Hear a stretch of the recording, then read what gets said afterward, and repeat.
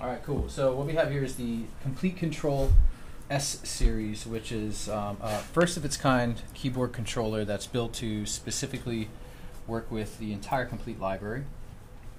It comes with its own dedicated browsing software, appropriately called Komplete Kontrol, and it comes in a 25, 49, and 61 key model, all equipped with a very great feeling FITAR keybed. We wanted to make sure that the design on all aspects was appropriate and really was the best possible way to control complete instruments, and I think that we've succeeded on all levels with that. Probably the most, the first step and thing that I want to cover is the Komplete Kontrol software. So you can see on the right hand side we have the browsing or I should say navigate section, and the magic browse button.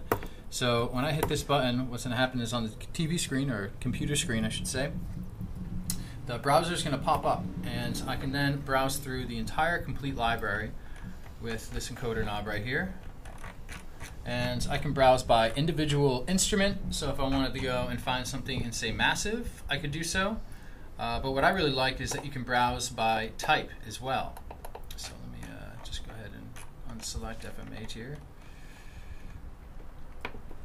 Go down to types, and say I wanted a lead synth. I could go down and choose a lead synth.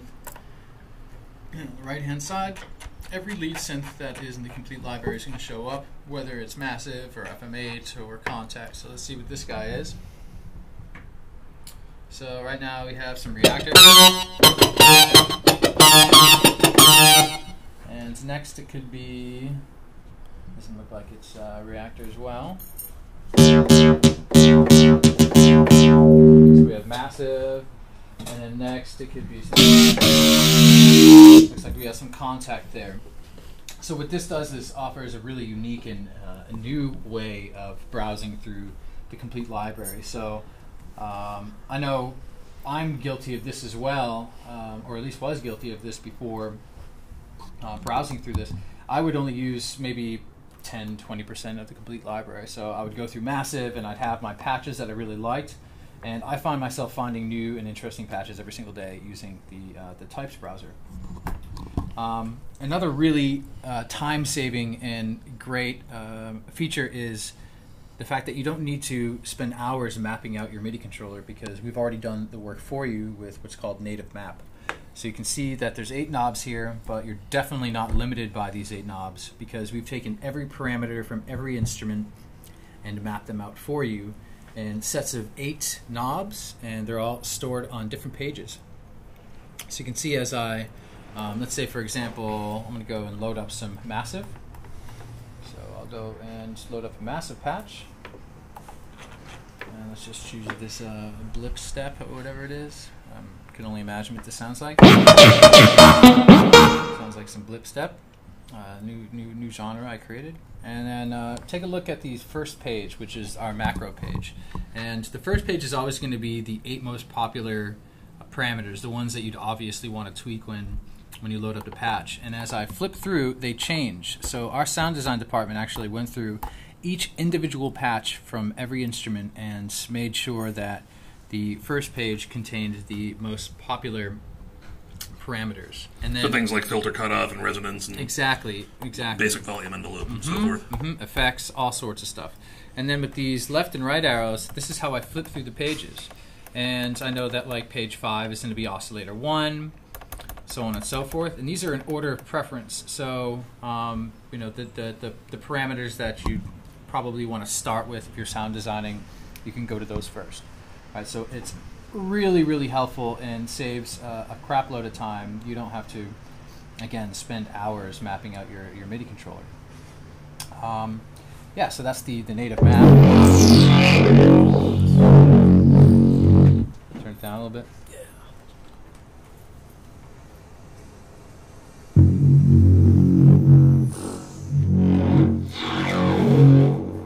So it offers a really good, it makes it feel like a hardware instrument, and definitely brings that type of feel to it instantly as soon as you load up a patch. And for people that are using this on stage, or people that are using it in the studio, it's a lot of fun, and something I can imagine people are going to love. It seems to me that even if you have a master keyboard with 88 weighted keys or something like that, you might want one of these. Let's say even if you just get the 2-octave version. Exactly. If you're a complete user, certainly.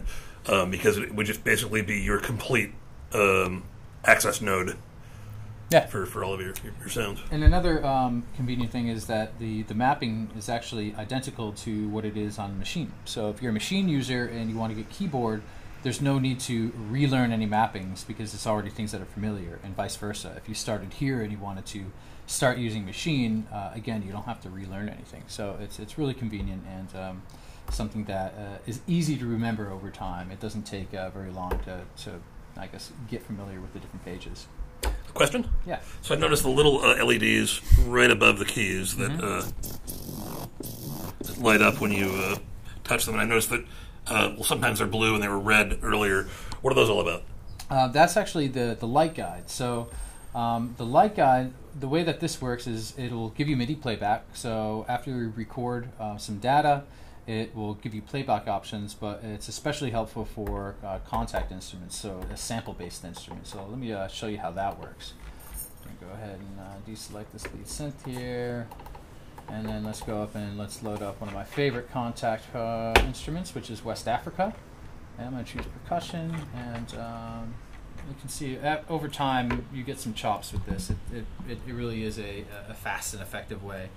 So now that we have West Africa loaded up, you can see right here you have variations and phrases and single hits and all sorts of other stuff, right? And then on the keyboard itself, those are, I mean, really on a regular MIDI controller without a light guide, you're pretty much left guessing. It's like, okay, yeah, I know that the variations are on C1 and the other on C2, but I mean, you could be at a lower octave and you have no idea where it is. So now we have all of the key switches, and for this, represented with different colors. So you can see I have red here, and then if you take a look at these blue keys up here, it's actually going to give you the playback.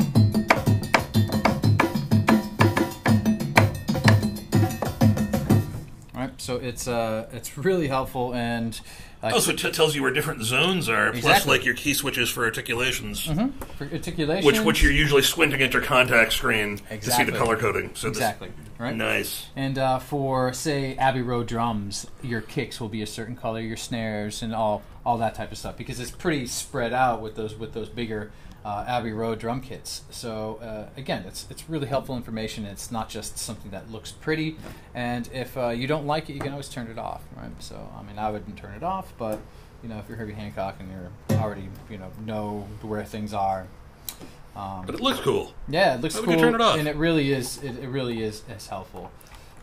Next, I want to show you some of the performance aspects. So I'm going to load up the Gentleman, which is one of our new pianos. Amazing sounding piano, probably the best sampled piano I've ever heard, and believe me, I've heard them all. And we'll go into some of the performance sections. You can see right here I have 3 different performance tools. One is scales, one is chords, and one is arpeggiator. All right, so if I turn on scale, you can see instantly the light guide then changes, right? And it's going to change to represent whatever scale I have chosen. So if I hold down Shift and Edit, then I can edit what I'm actually controlling here. There are 2 different modes of scales, and one is standard mode. The way that standard mode will work is it's going to light up the keys that are played on that particular scale. So we're just on a C major scale, something pretty basic right there. But I can then change the root note of my scale, and you can see how the light guide then follows. It's going to light up the root note.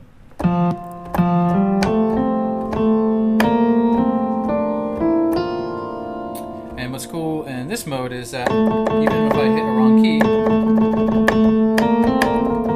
doesn't let you play a wrong note. It does not let you play a wrong note. Okay, so the root note's the brighter one.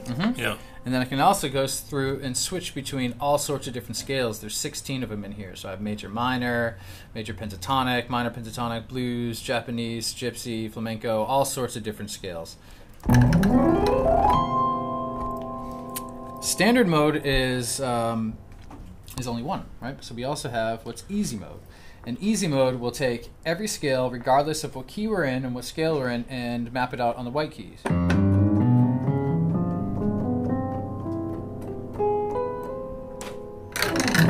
Alright, so I can switch over to maybe the minor pentatonic.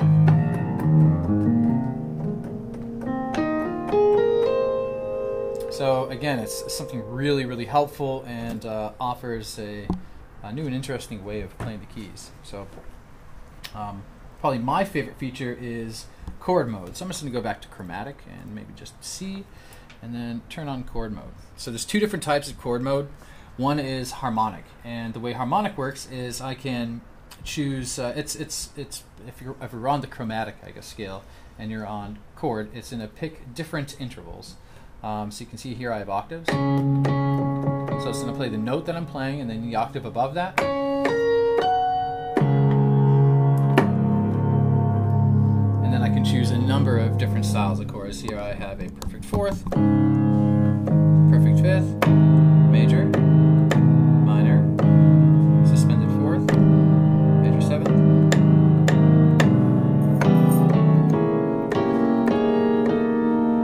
So there's a number of different chords. And then if I choose a different scale, say I want to get on my gypsy scale or something like that. So now I'm on gypsy, and then you can see here I have my different intervals. So I have my octave still, and then I have 1, 3.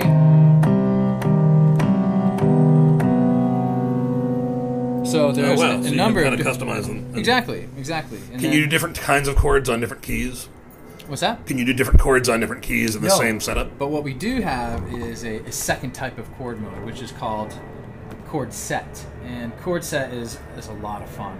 The way that this works is that there's 12 chords in a particular octave, and each key represents a different chord.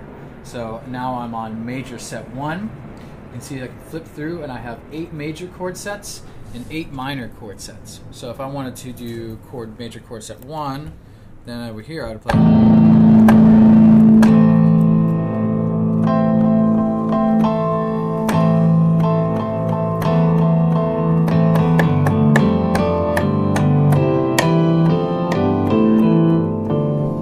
Oh, so they're things that are pleasing when put together. Mm-hmm. Yep. And our sound designers actually went through and created these. This is something that we could really expand upon in the future. We could have a like a Bob James or somebody that's that could create beautiful chord combinations, come in and actually record their own chord sets. Right now there's 8 major and there's also 8 minor, so now I'm on minor 4. You could probably eventually have a software editor for these. Absolutely. So this is, again, just the 1.0 version of this, but what makes it even more fun is when you combine it with the arpeggiator. So now we have, we're on minor chord set 4. Let's turn on the arpeggiator now. I'm going to hit edit. And there's 8 different parameters that you control with the arpeggiator. One is you can have it be a note repeat. Right, it doesn't make a lot of sense for this type of thing, but if I turn on the arp, then I can choose the type of arpeggiations that I want. So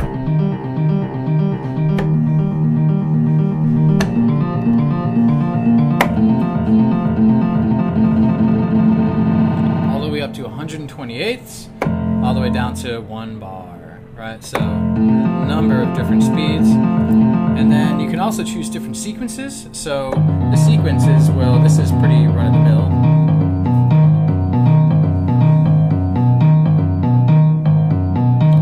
Swing.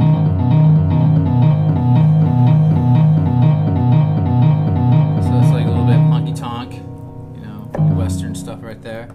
And then, of course, my number of octaves.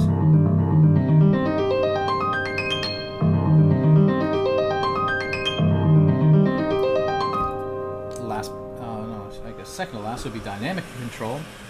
And what dynamic control does is it tells me the MIDI note that I'm triggering. So these are multi-layered, have several velocity layers, the pianos do. So you can actually hear each one.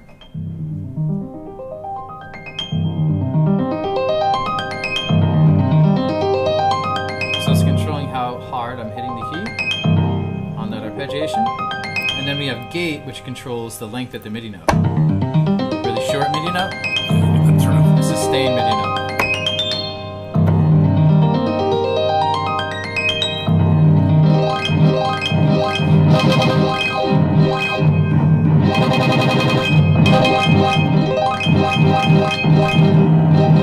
It's a crap load of fun, man, to combine those two.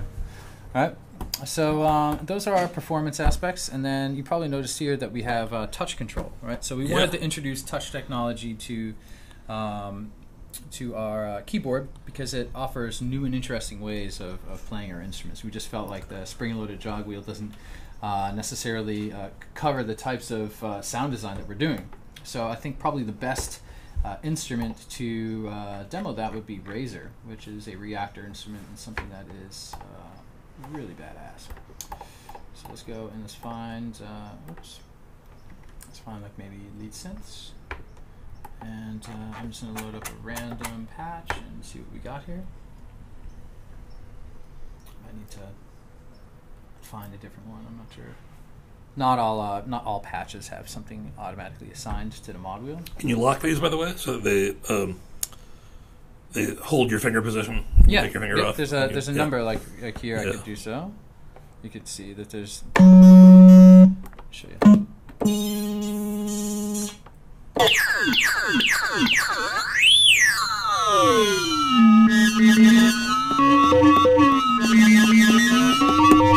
Cool little LED strips around them.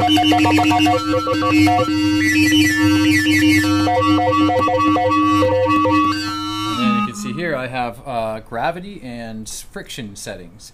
So with this guy, just think of taking an iPhone or something, and I can flick it.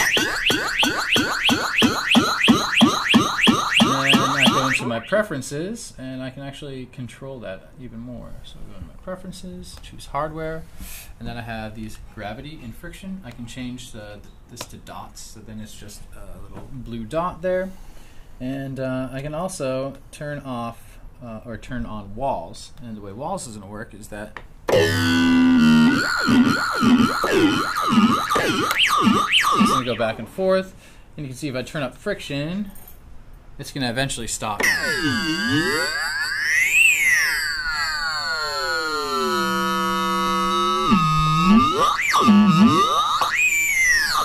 Basically, you can sort of set the size of the puck, exactly, and how the puck behaves on the grid. Exactly, exactly. Very, very good. I'm trying to think of the video game I used to play on like my LC3.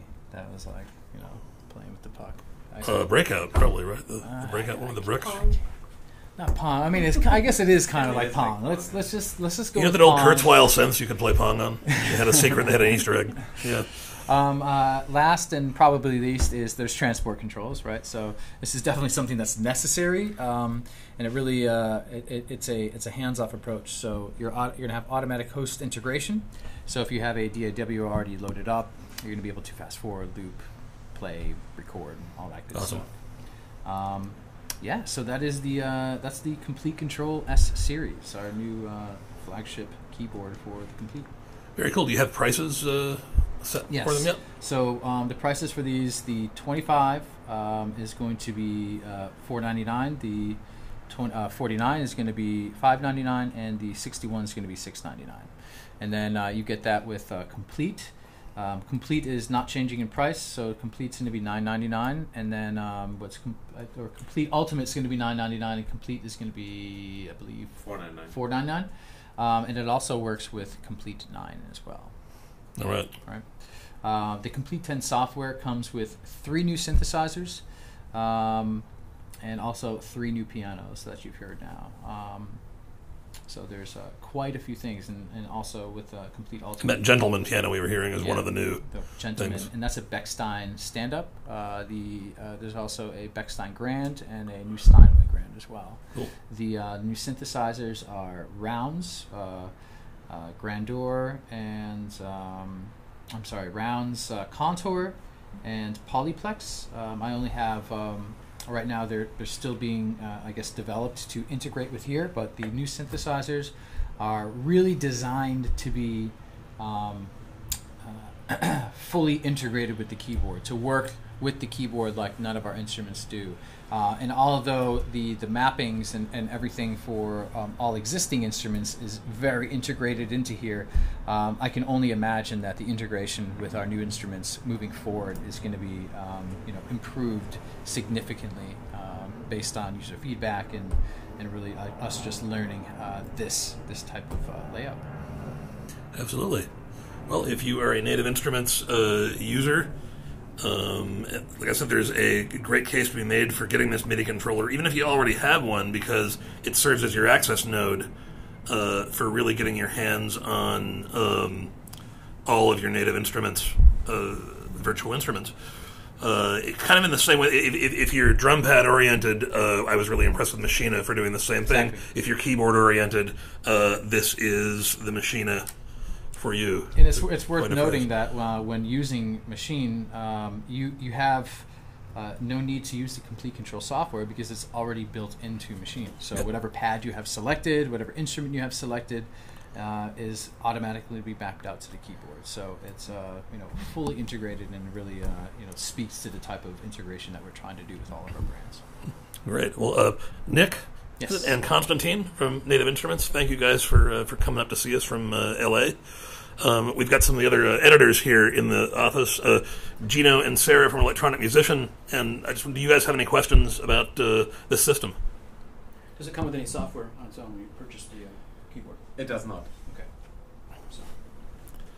When's it available? It's going to be in store 1st of October. All right, just around the corner.